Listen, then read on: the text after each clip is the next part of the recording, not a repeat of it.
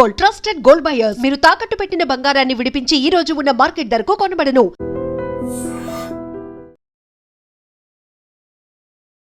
నమస్తే, welcome to I dream. నా పేరు వలి. హైదరాబాద్లో అత్యంత దారుణమైనటువంటి ఘటన, అమానుషమైనటువంటి ఘటన జరిగింది. పోచారం ఐటీ కారిడార్ పరిధిలో ఇది జరిగింది. మనోహర్ అనేటువంటి వ్యక్తి అమ్మాయికి ఎయిడ్స్ రక్తంతో కూడినటువంటి ఇంజెక్షన్ ఇచ్చేసి పారిపోయాడు. వీడు ఎందుకు ఆ విధంగా చేశాడు, ఎందుకు ఆ అమ్మాయికి ఎయిడ్స్ రక్తంతో కూడినటువంటి ఆ సిరింజిని ఇంజెక్షన్ని గుచ్చేసి పారిపోయాడు అన్నది 2 నిమిషాలు మీకు వివరించే ప్రయత్నం చేస్తా. యాక్చువల్గా వీళ్ళిద్దరూ పెళ్లి చేసుకోవాలనుకున్నారు. పెద్దలు కుదిరిచినటువంటి వివాహమే, కొద్ది రోజుల్లోనే పెళ్ళి ఉంది.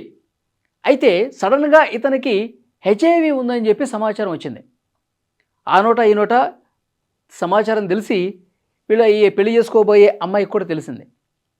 కొన్ని రోజులుగా ఇతను అంటే ఎంగేజ్మెంట్ అయిపోయింది, చాలా రోజుల నుంచి వీళ్ళు మాట్లాడుకుంటూ ఉన్నారు, ఇక పెళ్లికి సిద్ధమవుతూ ఉన్నారు. ఈ టైంలో ఇతనికి ఆరోగ్యం అంతగా బాగోక కొంత నీరసంగా ఉండి ఏదో ఇబ్బందికరంగా ఉంటే హాస్పిటల్కి వెళ్ళాడు, టెస్టులు చేయించుకుంటే హెచ్ఐవి పాజిటివ్ ఉంది బాబు అని చెప్పారు. చెప్పిన తర్వాత ఇతను ఎవరికి తెలియకూడదని చెప్పి దాచే ప్రయత్నం చేశాడు. కానీ అక్కడ చుట్టుపక్కల వాళ్ళకి తెలవటం, తర్వాత ఇక్కడ ఎవరైతే పెళ్లి చేసుకుందాం అనుకుంటున్నాడు ఈ అమ్మాయికి, వీళ్ళ ఫ్యామిలీ మెంబర్స్కి తెలియడంతో ఈమె పూర్తిగా పక్కన పెట్టేసింది. ఇతను మాటిమాటికి ఫోన్లు చేసి వేధిస్తూ ఉన్నాడు.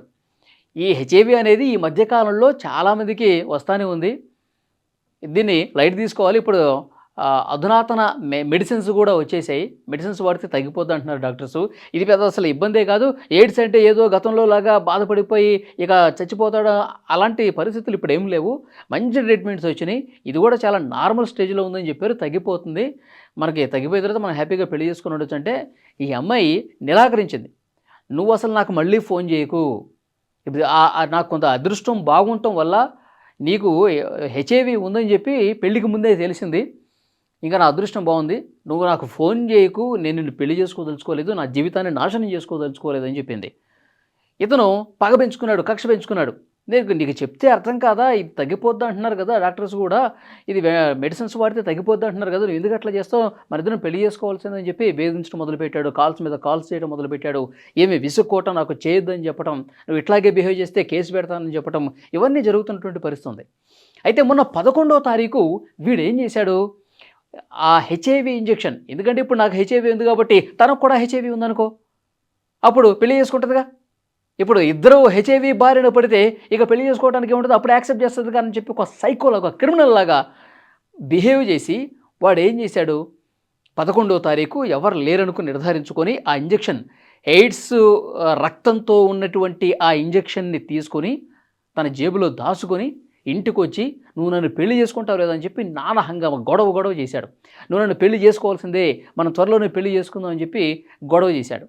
నువ్వు ఇదే విధంగా పిచ్చి వేషాలు వేస్తే నేను పెద్దగా అరుస్తాను, అందరినీ పిలుస్తాను, నువ్వు మర్యాద ఇక్కడి నుంచి వెళ్ళిపో అని చెప్పి ఆమె గట్టిగా అరవటం, తర్వాత వీడు ఇంకా పెద్ద ఎత్తున గొడవకు దిగటం, తర్వాత వాళ్ళ గొడవ పట్టడం, కొట్టడం, ఇలాంటి చేస్తూ తన వెంట తెచ్చుకున్నటువంటి ఆ సిరింజిని ఒక్కసారిగా ఆమెకి పొడి చేసి ఆ ఇంజెక్షన్ అందులోకి వదిలేసేసి ఆ రక్తం ఆమెకి ఎక్కించేసేసి అట్నుంచటే పారిపోయాడు. పారిపోయిన తర్వాత ఇంకా ఈమె ఏడవటాలు, తర్వాత వాళ్ళందరినీ చుట్టుపక్కల వాళ్ళందరినీ పిలవటాలు, తర్వాత పోలీసులకి కేసు పెట్టడాలు, ఈమె హాస్పిటల్కి తీసుకెళ్ళటం, ఇదంతా జరిగింది. ప్రస్తుతం వీడిని కూడా అదుపులోకి తీసుకున్నారు పోలీసులు, అదుపులోకి తీసుకుని అరెస్ట్ చేసినటువంటి పరిస్థితి ఉంది. అంటే మనుషుల బిహేవియర్ ఏ విధంగా ఉందో చూడండి. మొన్న మధ్యలో కర్నూలులో కూడా ఇదే విధంగా జరిగిందండి. కర్నూలులో ఒక డాక్టర్ని నర్సు ప్రేమించింది. ఆ నర్సు ప్రేమని ఈ డాక్టర్ యాక్సెప్ట్ చేయకపోతే అతను పెళ్లి చేసుకోబోయే అమ్మాయి ఉంది కదా, సో నర్సు డాక్టర్ ప్రేమ నిరాకరించాడని చెప్పి ఈ డాక్టర్ పెళ్లి చేసుకోబోయే అమ్మాయికి ఇంజెక్షన్ ఇచ్చింది ఆ నర్సు. ఇది సేమ్ ఎయిడ్స్ రక్తంతో ఉన్నటువంటి ఇంజెక్షన్ ఇచ్చింది.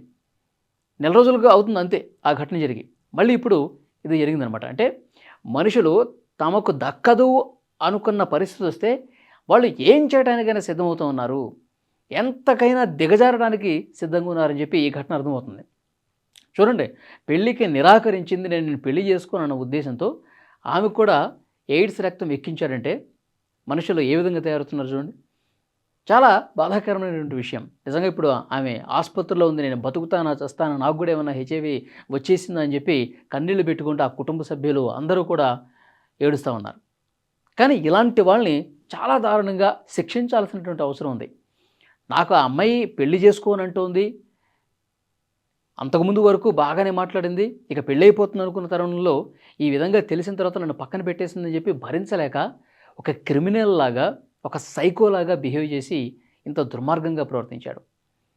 ఇతను ప్రస్తుతం అదుపులోకి తీసుకుని పోలీసులు కూడా కేసు పెట్టి ఇంకా అసలు ఈ ఈ ఈ సిరంజి ఏ విధంగా తీసుకోవాడు, తన బ్లడ్డే ఎక్కించాడా లేకపోతే ఇంకెక్కడి నుంచైనా తీసుకున్నాడు అన్నది కూడా పోలీసుల విచారణలో తెలిసే అవకాశం కనిపిస్తుంది. అంటే తనకు దక్కనిది ఇంకెవరికి దక్కకూడదు అన్న ఒక మెంటాలిటీ క్లియర్గా కనిపిస్తోంది. మనుషులు చాలా దుర్మార్గంగా ప్రవర్తిస్తూ ఉన్నారండి. ఇప్పుడు జైల్లో ఊచ లెక్క పెడతా ఉన్నాడు. ఒకవైపు అతను ఆరోగ్యం బాగాలేదు, ప్రస్తుతం జైల్లో మగ్గుతున్నాడు. జైల్లో ఊచ లెక్క పెడతా ఉన్నాడు. ఈ వీడియో మీద తప్పకుండా మీ అభిప్రాయం కూడా కామెంట్ రూపంలో తెలియజేయండి.